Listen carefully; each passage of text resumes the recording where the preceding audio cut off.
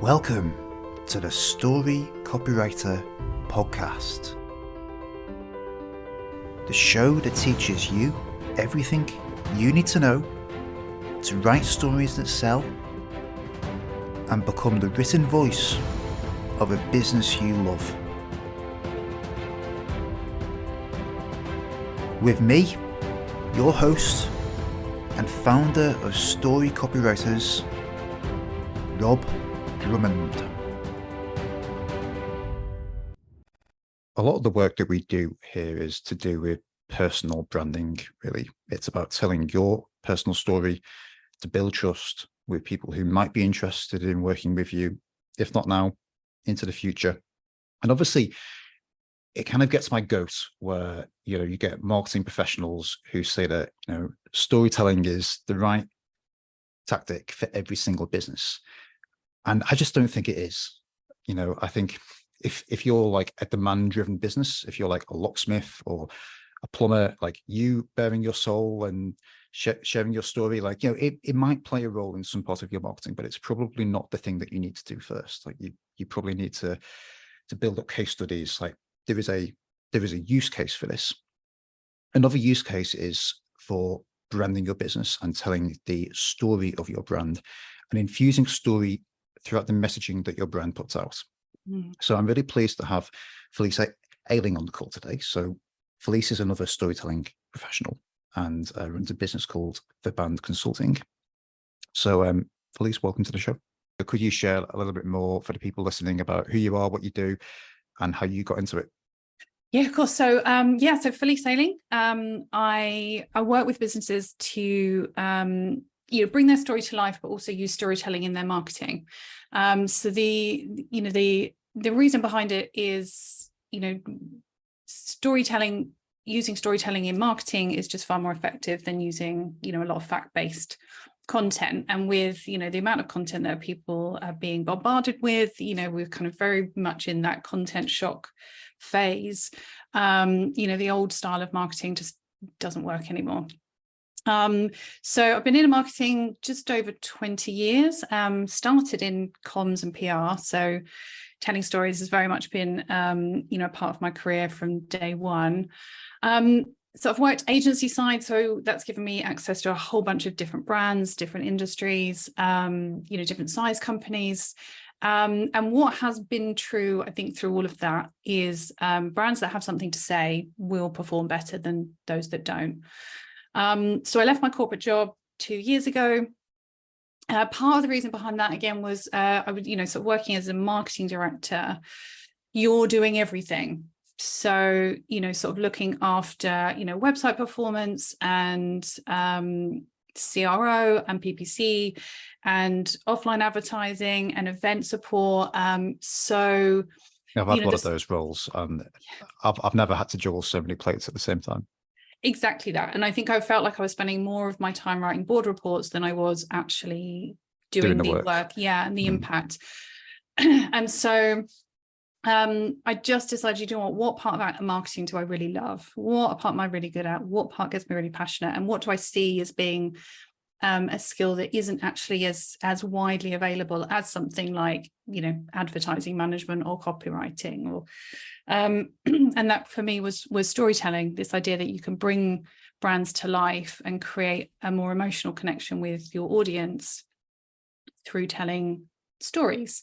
And, as you've, quite rightly pointed out, storytelling, telling a brand story, there's so many different stories that you can tell as a business.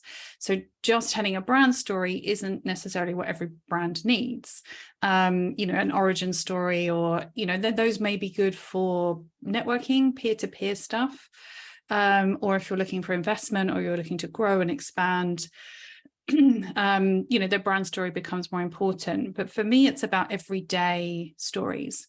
So as you say, if you're a plumber or an electrician and you're looking to drive, new customers, you may be creating content, say, on TikTok, where you're sort of showing people how to do certain things or, building tips or what to avoid. Customer stories is maybe a big one for them as well. And customer stories, yeah.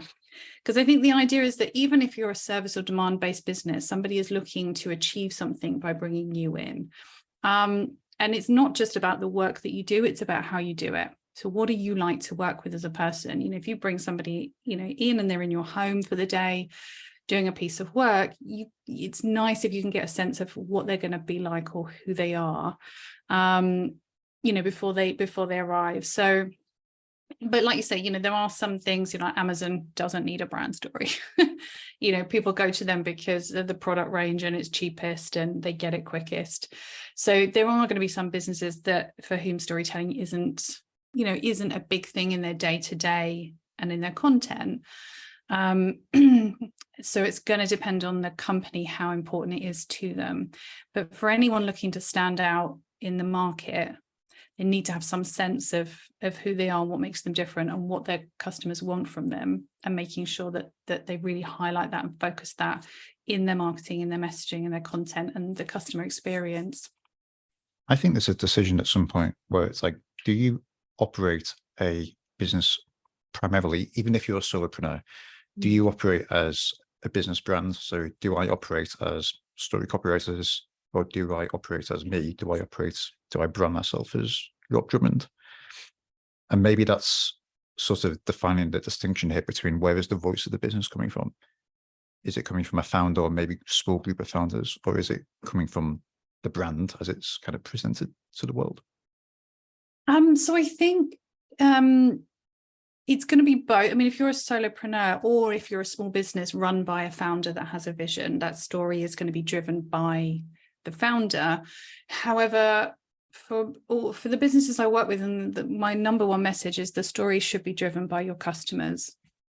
So your story is part of that, you know, sort of broader narrative, you know, how you came into business. However, you know, not everyone's story is that interesting. Some people, you know, saw a gap in the market and they wanted to make loads of money. And that's really their motivation behind, you know, what they're doing. But in terms of then how that starts to evolve and how you then start bringing customers into that experience, it's about building a story around them, you know, and I talk about, you know, making your customers the hero of your business, not you. And then actually your achievements and your accolades and where you are and, you know, how many clients you've got is kind of secondary. That's very much a sort of, you know, you talk about hearts and minds, that's very much a minds thing. You know, that's your kind of logical decision making. That's where all of that's going to come in. But for most customers, you know, they are walking around every day just thinking about themselves.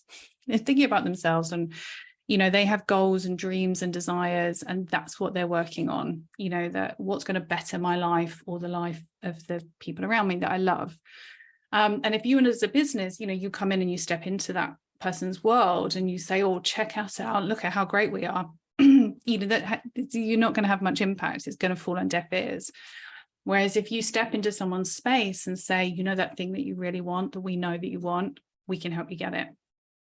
You know, and so understanding your customers and building your story, and I talk about your story, the big story, and your stories, the ones that you tell every day.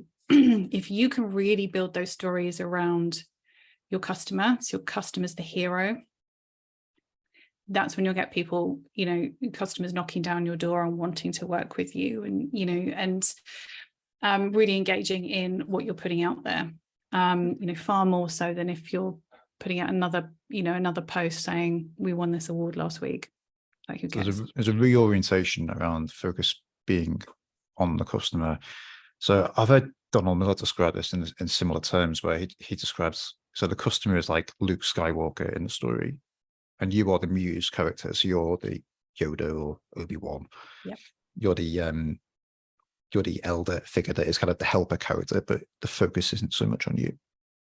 Yes, exactly. So you are you as, and it is quite, you know, and it's a shift, and it's actually, you know, a lot of businesses struggle with that more than they think they will, because most companies see themselves as the hero. We're the thing that comes in and solves all your problems for you, and it's like, actually most people don't actually want to be sold to like that. I don't want you to tell me that I can't do this on my own. I want you to make me feel like I can do this on my own. And actually, I'm making the decision to pick you as the partner and as the guide to help me get that, because I know that you know where I'm trying to go to. So yeah, I actually put up, I think I actually put it out on Monday or Tuesday, a post talking about just that and saying, you know, you are the guide, the mentor, the catalyst. You're not the hero. You're the expert. Yeah.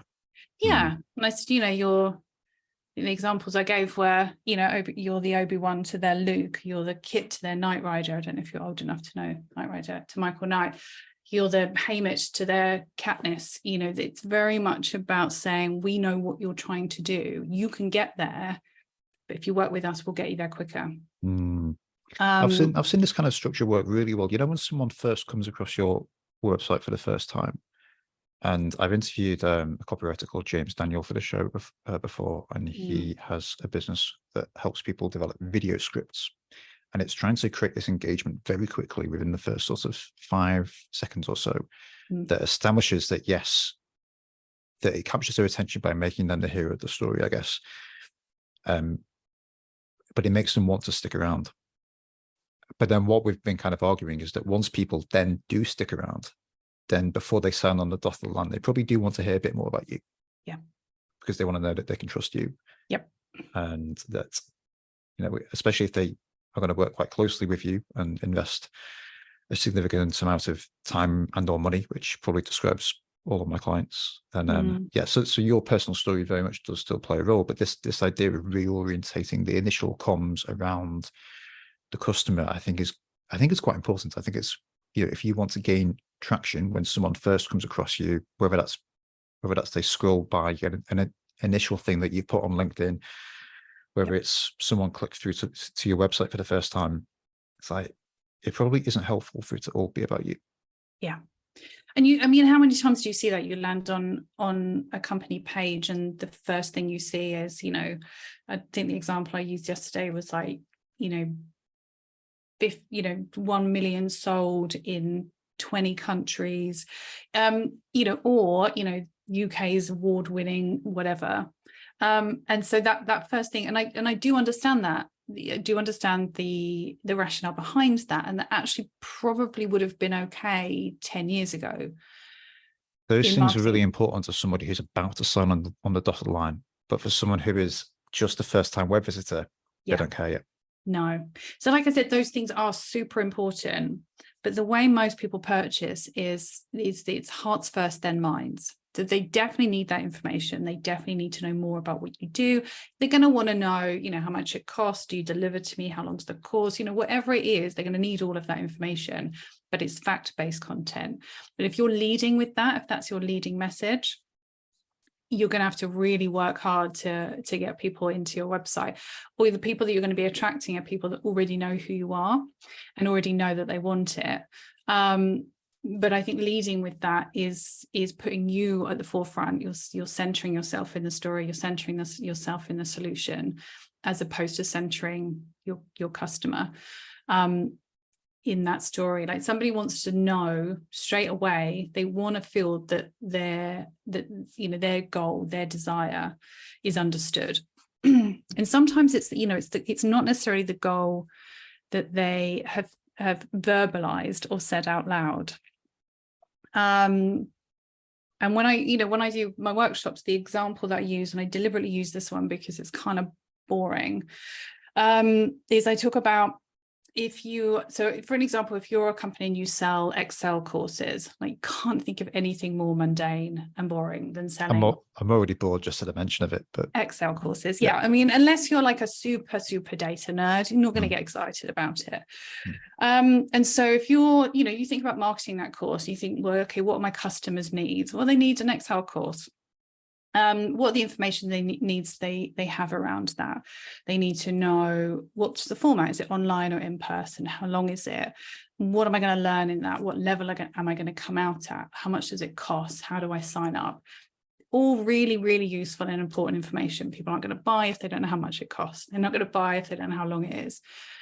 However, if that's your lead message around your marketing, and maybe you're maybe you're the cheapest out there, but if that's your lead message, if that's what you've got in your job ads, in your, you know, Google ads, your social ads, if that's what's on your website, you're not actually centering your client's needs in that. There's no emotional spark there, is there? No emotion.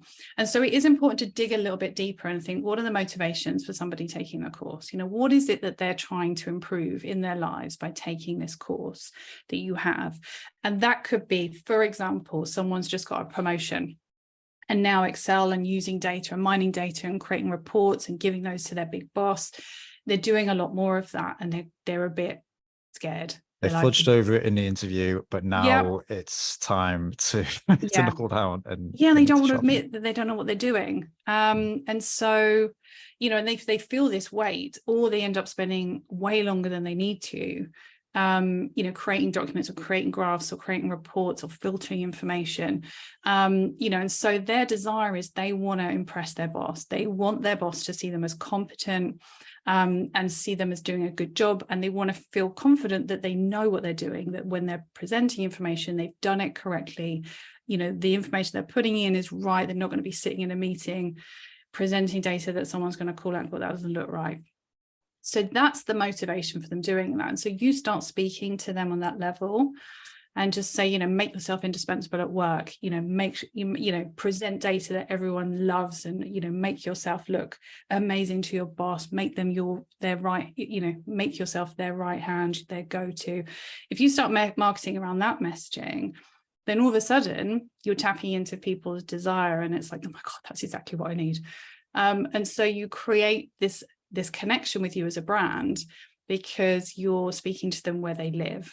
You're speaking to them on a deeper level, and you're speaking to them around that future person that they're trying to become by engaging with your product. So even something as mundane as selling an Excel course, if you think about, if you're on social media and that pops up in an ad, and that's why you hadn't maybe even thought about taking a course, but someone's come and understood the unspoken problem that you have, and gone, here's a solution. And you kind of feel it in your bones that that even if it isn't going to be right now, that this is the right thing. You feel that this is the right thing for you, and you feel that before you kind of rationalize it with logic, and then you rationalize it by the features and the pricing and whatnot. Yeah. And they're not even aware that you've done it. Do you know what I mean? You've got them, and they feel it. Oh, that's the thing that I worry, about late at night. And I go, oh my God, it's a no-brainer. Get me at it. And also, then there's probably, even within that, there's other scenarios. Someone that just really hates it. And so, if they come across a piece of content that says, that job that normally takes you 2 hours, here's how you can do it in 10 minutes. And you go, oh my God, sign me up. So, once you start actually understanding what the pain points and goals are of your customers, and those deep desires that they don't always verbalize, the things that they worry about, late at night, the things that they want to improve that don't fit with that idea of the person that they are, the thing that they want to impress their friends with.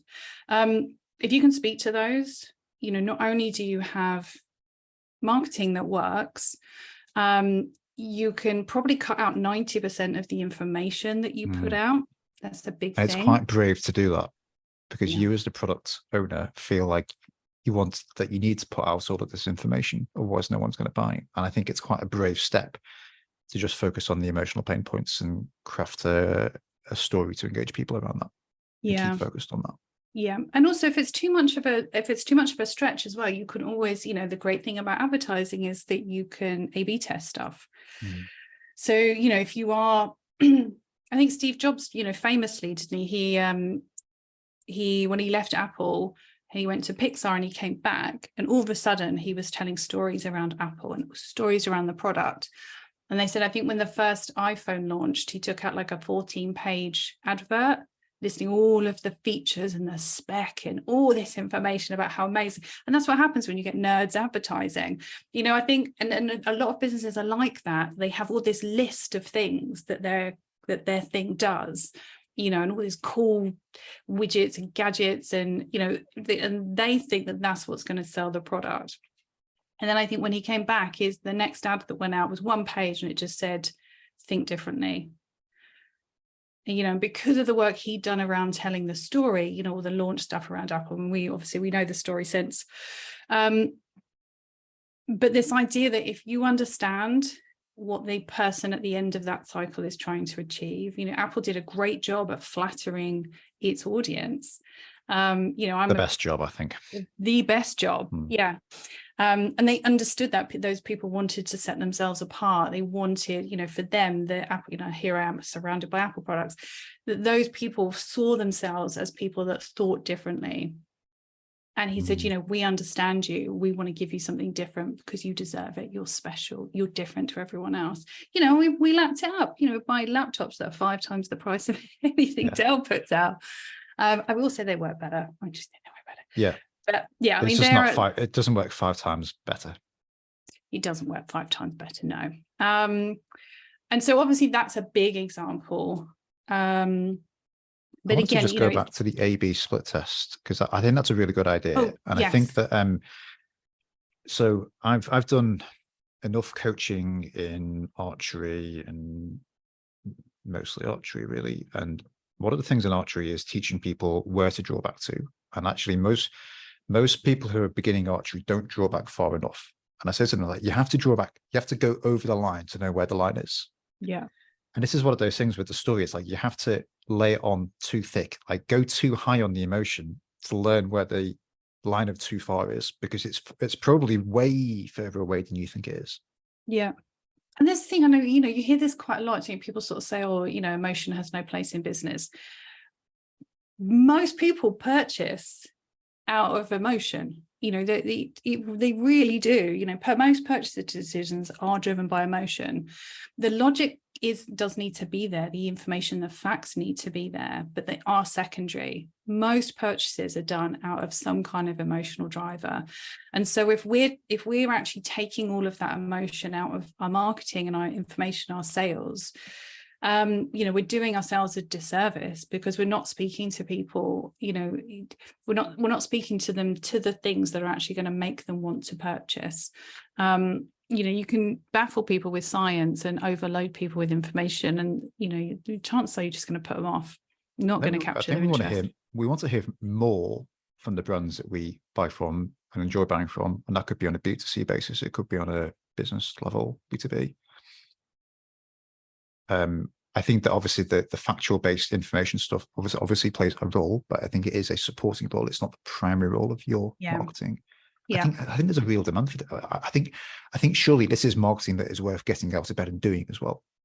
I mean, yeah, I mean, it's for marketers, it's so much more interesting as well. And you know, and every single marketer has or is, you know, working for a business that is forcing them to put out bland marketing.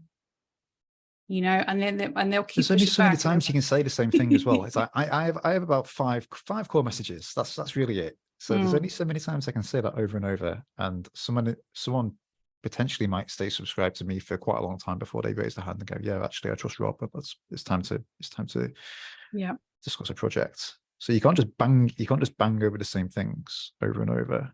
No, and also I think if you're then looking to grow or you want to see performance, you end up having to just escalate everything. So spend more, you know, broaden audiences, you know, and all of that costs money. So, you know, I think for me, this, you know, storytelling comes down to absolutely maximizing every penny that you are. I think it's a targeting thing as well, because in telling this story, you're pinpointing exactly the right person, and you're doing the hard work. It's much easier to have a scattergun approach and to have the big Facebook budget and to just throw money at the problem. This is the opposite of throwing money at the problem. This is doing the hard work. Yeah, it's doing the hard work. And you know, and again, you know, you'd speak to a lot of businesses and they go, we know that there's this fear of cutting people out, you know, so that's not going to speak to everyone. You know, that's a common myth across any marketing activities, that you should be targeting everyone. You can't, not unless you've got billions to spend on marketing. But yeah, you know, we talk about, you know, I talk about client avatars and, you know, ideal clients, dream clients. And you just have to go so much deeper than demographics. And you can have more than one, but each one of those client avatars, you need to know them as if they were a friend or, you know, a family member. You need to know what are their, what are the key attributes that they are as people? Do they take risks, or do they like to play it safe? Are they planners, or they thrive in chaos? Do they want other people to see them as good people, or do they not really care about that so much? Do they only care about the people around them? What motivates them? What keeps them awake at night? Because the better picture you can have of that person you're talking to, the better able you are to speak directly to them. And it feels like if you've got 3 avatars and if you just place one of them in your marketing, it feels like you're kind of cutting out 2/3 of the potential audience. But I don't think it actually works like that, because I think you speak so directly to the person who does match that avatar close enough, that you're going to see much better results overall by focusing down like that. And also, I think if your avatars are completely different, then the chances are where you're marketing and the way you're marketing to them is going to be different. So, you will have that opportunity, if you're running social ads and you've got 2 completely different age groups, you target it down and have a different message for this and a different message for that one. But often what you find is once you start nailing down these avatars, you find that there's a composite set of characteristics that cuts across all of them. And also by speaking to that avatar directly, not only do you capture everyone that fits into that boat, but you also capture the peripherals. So there will be people that don't exactly fit that, but have aspirations towards that particular type of person, or they have some crossover. Or the people that they admire, they can see them working with you or see them using your product, and they aspire to, to that kind of, life, that kind of lifestyle, or they see themselves as connected, and so they will purchase for other reasons. So there is this halo effect around your core target audience, and you will pick up all of those people as well. I have a few different avatars in my business, but I've noticed that all of my clients, I think all of them are all interested in fitness in some way, whether they are runners, whether they are hikers. They taking personal responsibility for your own fitness is a theme across every single one of my clients. So I'm now going through this exercise where, so I do barefoot running in the summer, just on grass in parks and fields. And it started because of injury reasons. And then I realized I really enjoy it. And I'm now in the process of leaning on that a bit more, because people see that. And there's a connection to my message, because running barefoot, there's a connection to the floor, there's a feedback loop. It's an authentic way of moving, and I'm trying to encourage an authentic way of marketing and communicating. But I'm trying to lean on that, because it does cross all of my avatars. Yep. Well, I think also people connect with people on similar interests as well. I think someone sees that you like running, and they automatically attribute a set of characteristics to you, and that you're going to, be interested in the same stuff as them. You're going to want to talk about it. There's certain other personality traits that you probably have. And people like to work with people that they like. That the whole thing with marketing is, the 3 things that you're looking for is that, can I like you? Can I know you? Can I trust you? So stories are a great way of getting that across to people. So like you say, the accolades and all of the logical information is very much around that trust space. I can trust you because I can see you've been going for a long time. You've worked with big brands. You've worked with customers like me. You've got great reviews. That's all the sort of trust stuff that comes in. But also people get a sense from you, from the content that you put out, what you're like, and how authentic your content, your stories come across. But the other one is that, can I like you and know you? It's so important. People buy people, especially if you're, like us, you're service-based. And people don't want to work with people that they don't like. It's just, it doesn't matter how great you are and how much skill you have. When you're working with a client, you need to be able to challenge them. You need them to open up to you. The business we're in is getting deep down into people's darkest desires. So they don't trust you. They're not going to tell you anything.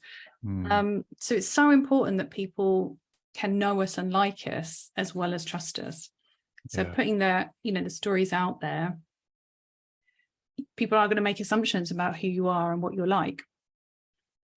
The barefoot running thing was something that I've kind of told more in the background when people are kind of subscribed to my emails and are getting to know me a bit more.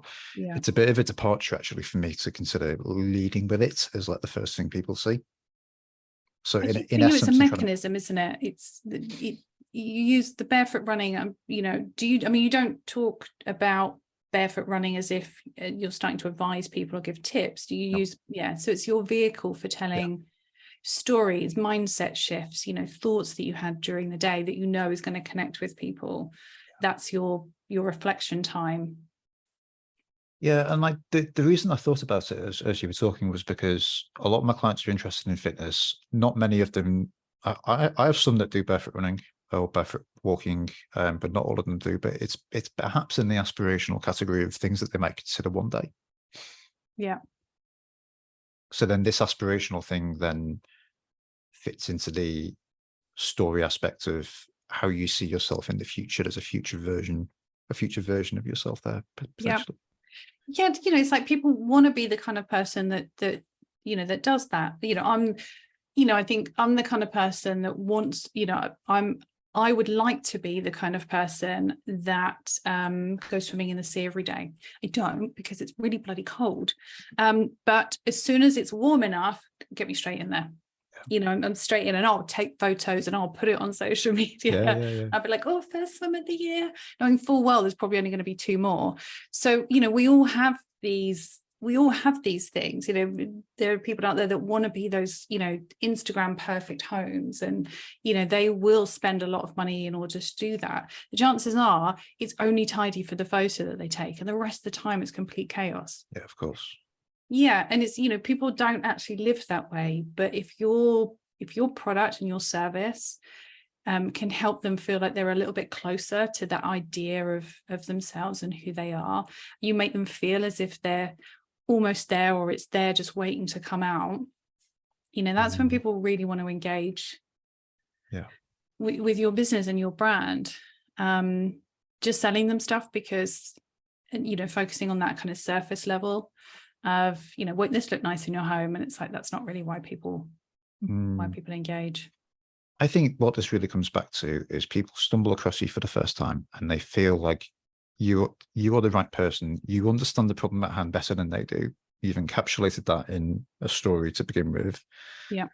They feel first that they're in the right place. And it's about creating that feeling. Yeah, it's creating that feeling, and then that consistency as well. So again, the bigger the product, the bigger the investment, the longer it's going to take someone to convert. But if you're showing up regularly, so once you've brought them in, you know, it's having that consistent messaging and that consistent reinforcement that you are the right person for them. So showing up with those stories every day, every other day. You know, we've seen that, you know, most recently it's been highlighted so well with the rise of, you know, TikTok. I mean, the businesses that have gone viral and have been boosted, you know, the artists that have been launched on TikTok through 1 minute, you know, 3-minute videos where everything's about storytelling. You know, the content that performs well on TikTok tells a story, even if it's just to entertain you.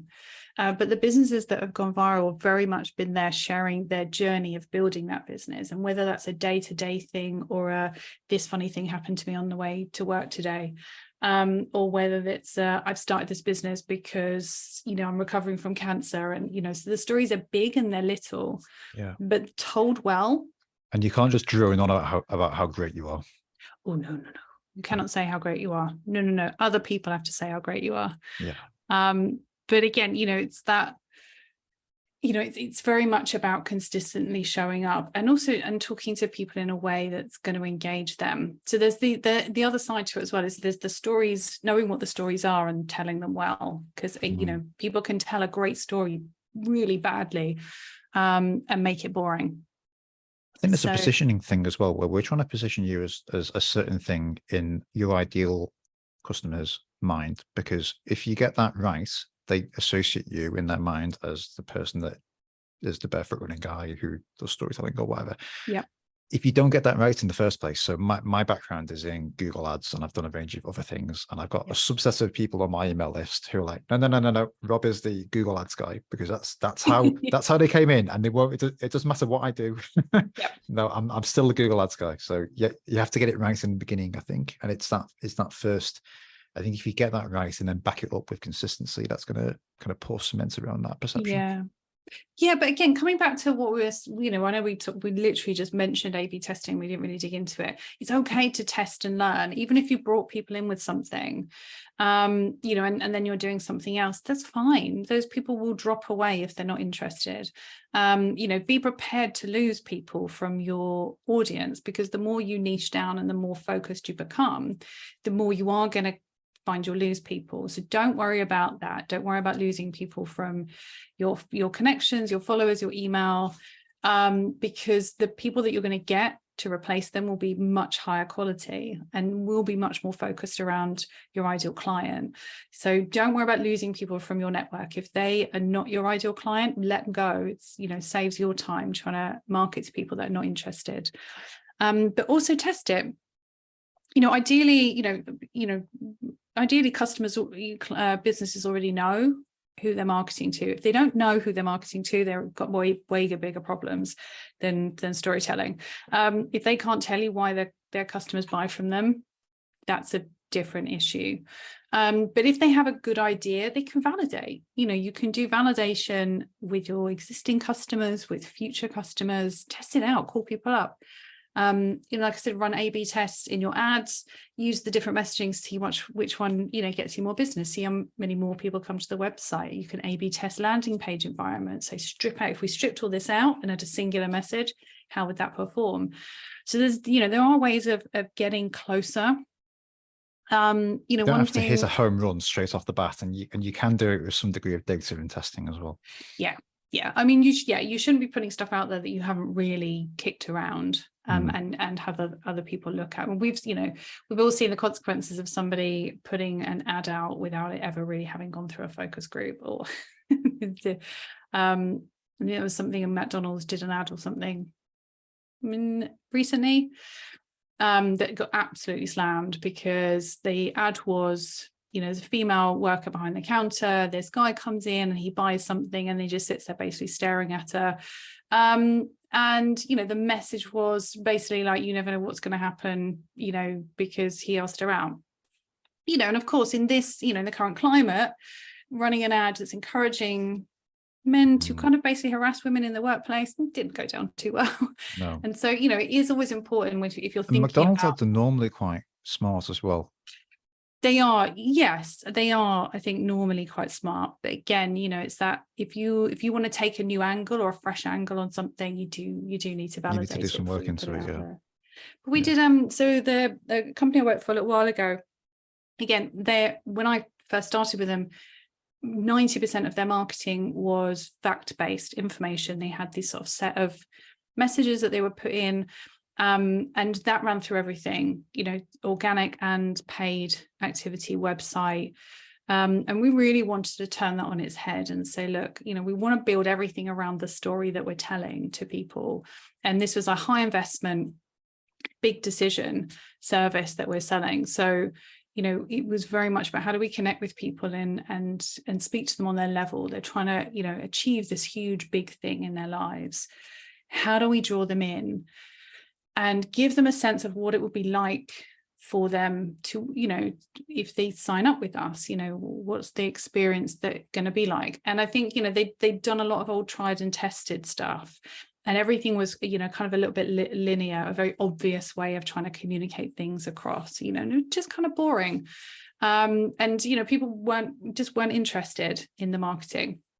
And they were still, bringing customers in because they were established as a market leader, but people weren't doing it with love. They were doing it out of necessity.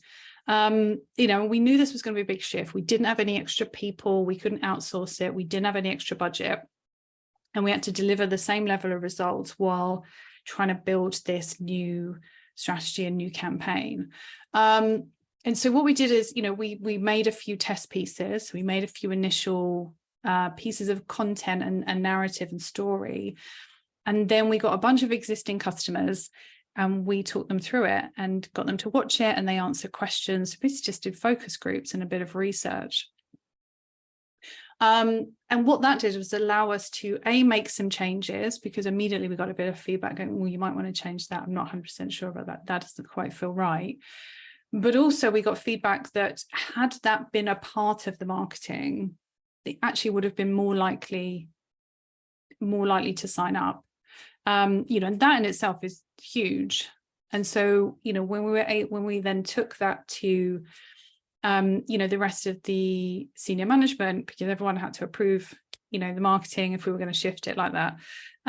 So when I took it to them, we were able to say, we've already spoken to customers and this is what they've pre-tested on a subset of people without going to the live market, if you like. Yeah. So we were able to tell that story. We were able to start with the point of people are embarrassed by our marketing. People are, our core customers are coming to us, but they're not coming to us because they love the brand. They're not sharing our content. They're not engaged. And they don't want to be part of our marketing. And actually our customers was such an important part of marketing to new customers. We could not get anyone to be in front of a camera or contribute to our socials. Nobody wanted to do it. They were ashamed to even be linked to us as a brand. And so, by starting off with that story and saying, look, we want to shift this, what we want to do is connect with people where they live, like what is it they're trying to achieve here? And what is the thing that connects us all together?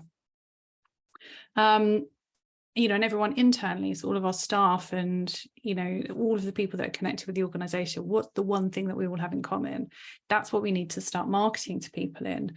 So we, because of all that, we got sign off, we got approval, but the message was very much, you can't spend any more money and we still expect the results that, the targets that we're in. But with that approval and that support, we were able to show, we actually surpassed the targets with the new campaign, but there was all these side benefits. So all of a sudden people wanted to engage, people wanted to be part of it. They wanted to be the next person featured in the series. We had industry, influencers coming to us and wanting to work partnerships with us, loved the campaign so much that they were saying, we want to get involved. How can we get involved? We want to be part of this. We want to support it. So we were getting so much free advertising, free amplification. We were able to join up with these amazing brands because they'd seen the shift and they loved this story. They were like, we want to be part of that story. And so, with the power of storytelling in your marketing is you can do less and get more. So whereas any other, any other area of your marketing, if you want to grow, you have to spend more or do more. You've got to double your social posts, you've got to double your your PPC spend, or you've got to, redesign your website, or create a whole bunch of video content to support it. But if you're telling stories, I think the stat is storytelling posts are 22 times more effective than fact-based. So for companies that are a little bit time poor, or they're investing in marketing and it's just, they're a little bit uninspired, or it's a little bit bland, they're not really getting what they want, can be a real game changer for them to really stand out. You just don't need as much string to go around the package. No, because you don't have to bombard people so much with stuff and go, if I just show them this ad 20 times, maybe they'll purchase. And it's like, well, actually, if you show 3 ads, each of them really speaking to, taking them on that journey, the chances are you're going to get way, way more back for it. I think you're strategically infusing love throughout your marketing. But in order to do that, you've really got to be clear about who it is that you're speaking to, and you've actually got to listen to them. And you've got to put that, and you've got to orientate your marketing so that it's actually about them. It's about them. Yeah, it's not about you. But at the same time, you've also got to deliver on that promise as well. Yeah. If you don't care about your customers, then you can tell all the stories in the world. Storytelling doesn't fix foundational problems with the business. No, you can't polish a turd. That's, it's really, really simple. And, with social media the way it is, you absolutely cannot hoodwink people into thinking that you're one thing when you're another. But I think for the most part, most businesses do genuinely care about satisfying their customers and fulfilling them. And I think most people that work in companies feel like that as well. You want to spend your time feeling like you're contributing something to somebody's life. You want good reviews. So getting the right customers in the door for your business is another important part of that. If you're marketing to anyone and everyone, then you're getting the wrong clients in the door, you're going to get poor performance and bad reviews. So being able to tell those stories and get someone to the point where they absolutely have to work with you. They have to work with you and they will find a way to work with you. That's where you want to be, is someone beating down your door, not someone going, you've kind of, badgered me into it and worn me down. And okay, and I think there's a lot of businesses are dealing with that. We're at the end of our time, Felice. Blimey, I feel like we could just talk about this all day. Yeah, so I talk a lot about storytelling and brand building and customer-centric marketing. So people can find me on LinkedIn. That's where I'm most active. I post pretty much every day. I love meeting new people on there as well. I love networking. I have a website which is just verban.co.uk. I have Instagram, but there's nothing on it, so I wouldn't bother following me there. So yeah, LinkedIn is the best place to catch me. Yep, and you are. I can see that you're active on LinkedIn, and I'd encourage people to go and connect with you and follow you. Yes, I will link to those places from the episode show notes. Brilliant. But yeah, thanks for coming on. Let's get session 2 booked in. I did want to ask you about